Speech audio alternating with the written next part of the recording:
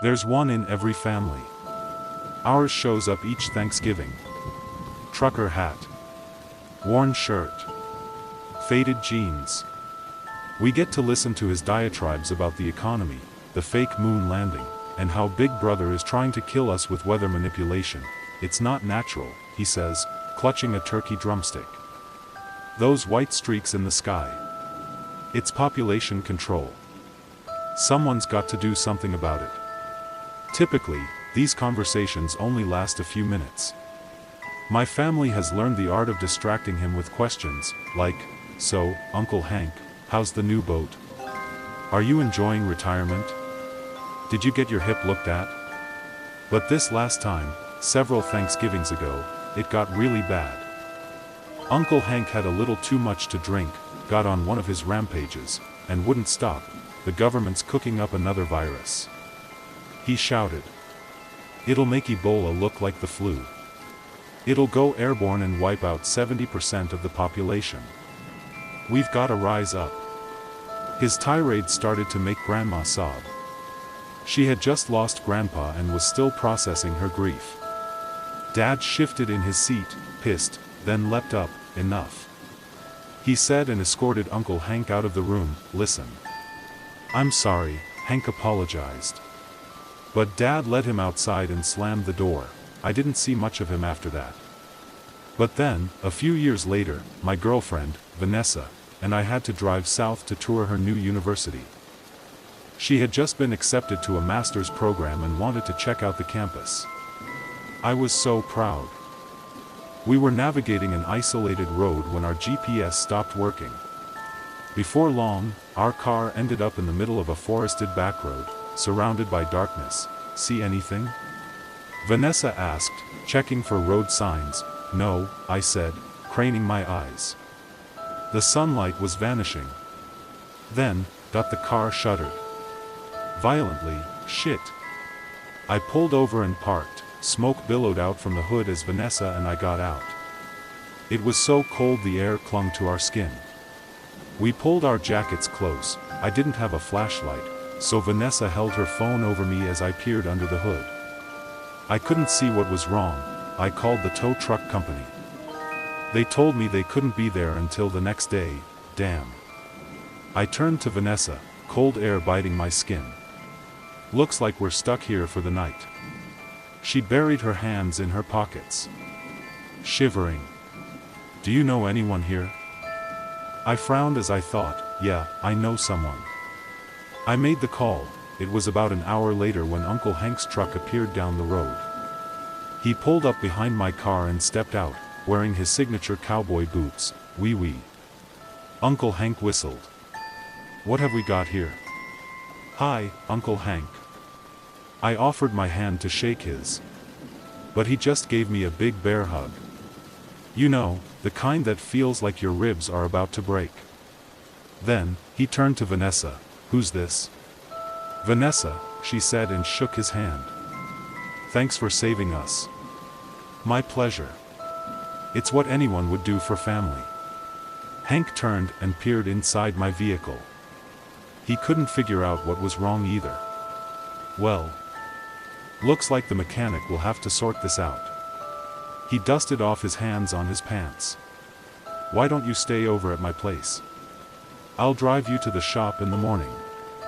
That'd be great, Uncle Hank. Vanessa and I got our bags. Left the keys in my car. Climbed into Uncle Hank's truck and drove off. We were in the cab for about 5 minutes when Uncle Hank cleared his throat. So, where'd you two meet? University, I said. Oh. He leaned over, made eye contact with Vanessa. Universities are for brainwashing.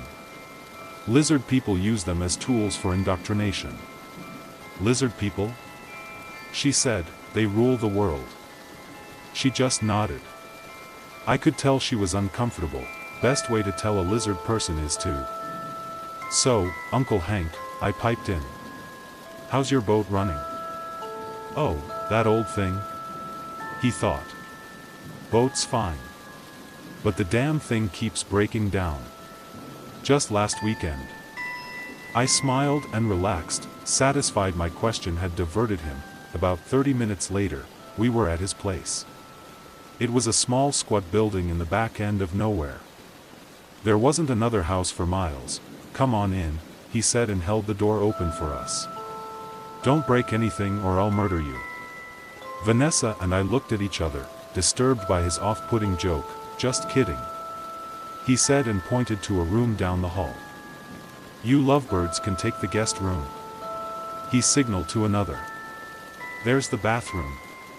Master bedroom's around the corner. If you hear any strange noises, don't come looking for me." Vanessa and I looked at each other. "What?" "I'll let you two get unpacked. Good night." He disappeared around the corner as I helped Vanessa move our bags to the guest room. A few minutes later, Vanessa went to the bathroom to get ready for bed. I stored our stuff in the closet and Uncle Hank popped in. "PSSST, Tommy." "Yes, Uncle Hank?" "Your girlfriend. Is she a flat earther?" "A what?" "Flat earther. Like, does she believe the earth is round or?" He made a horizontal motion with his hands. I thought the question was strange, but I humored him. "I don't know, Uncle Hank. I'll have to ask her." "Please do." He just stood there, looking at me. I prayed the awkward moment would pass, but it kept going. Finally, the sound of cascading water hit our ears. Vanessa must have started the shower. Well, I better hit the hay. Uncle Hank rapped his knuckles on the door. "You lovebirds get some sleep. And remember, you hear any strange noises, don't come knocking." The repeated comment creeped me out, but I shrugged it off. It was one night. How bad could it be? "Okay, Uncle Hank." He wandered into the hall. Footsteps pattering. I heard a door close and thanked God he was gone. A few hours later, I flopped into bed next to Vanessa. Both dressed and ready for sleep. I held her hand as I drifted off. Later that night, God only knows when, I felt someone stir me awake. It was Vanessa. "Tom, what?" I sat up and rubbed the grogginess from my eyes. "It's your uncle." I heard a loud moan come from the hall. Desperate. Pleading.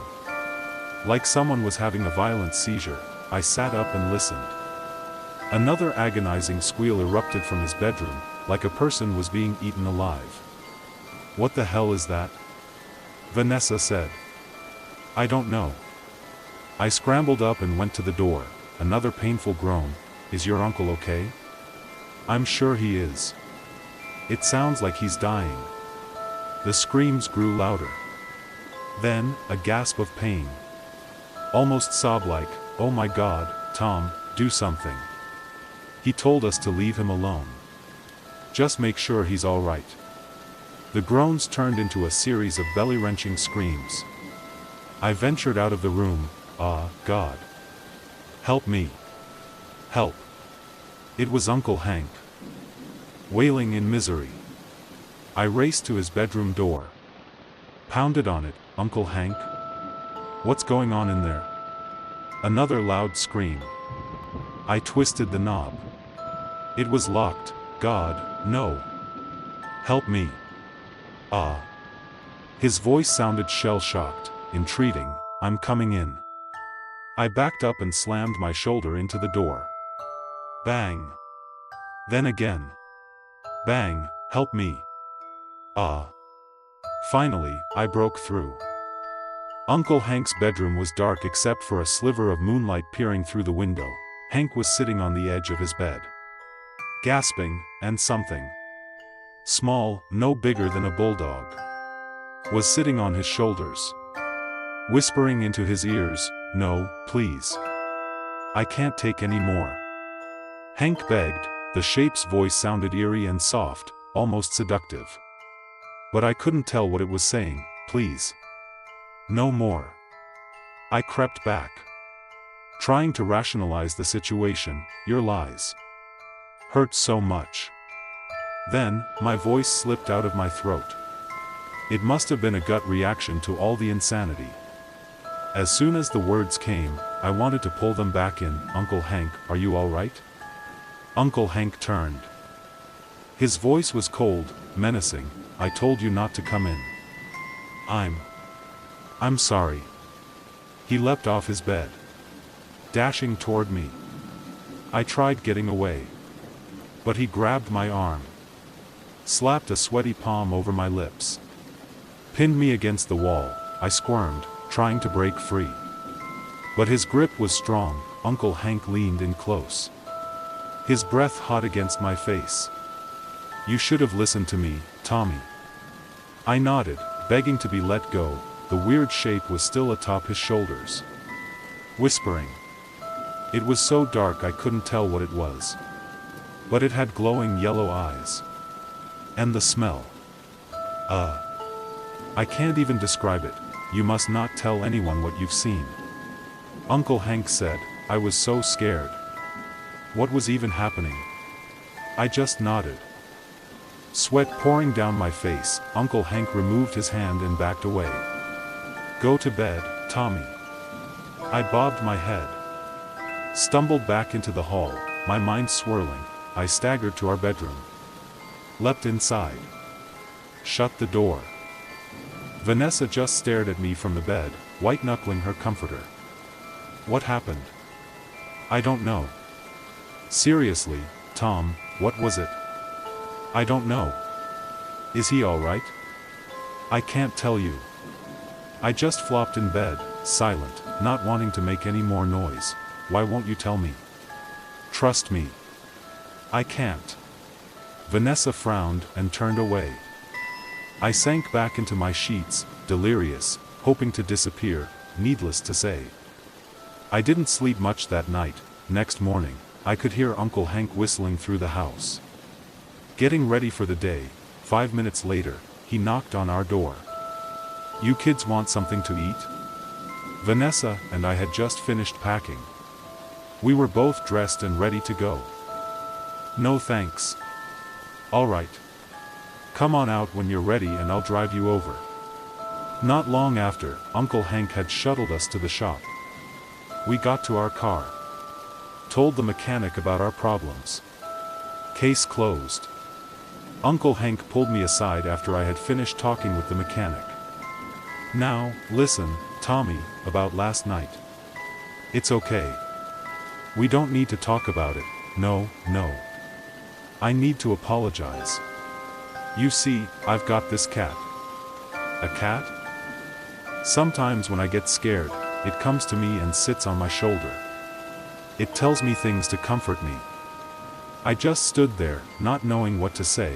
Last night, it was telling me about my past.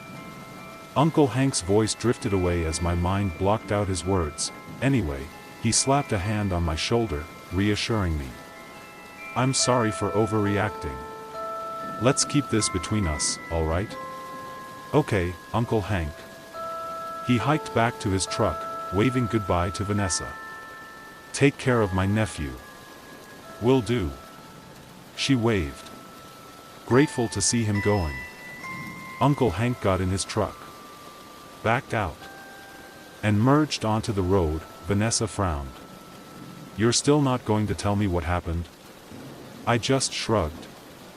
How could I? I didn't even know what had happened. My eyes glanced back to Uncle Hank's truck as it shrank in the distance. In the rear window, I could barely notice a small, bulldog-sized creature perched upon his shoulders. Its yellow eyes focused on me. I had no idea what it was, but I knew this. It sure as hell wasn't a cat.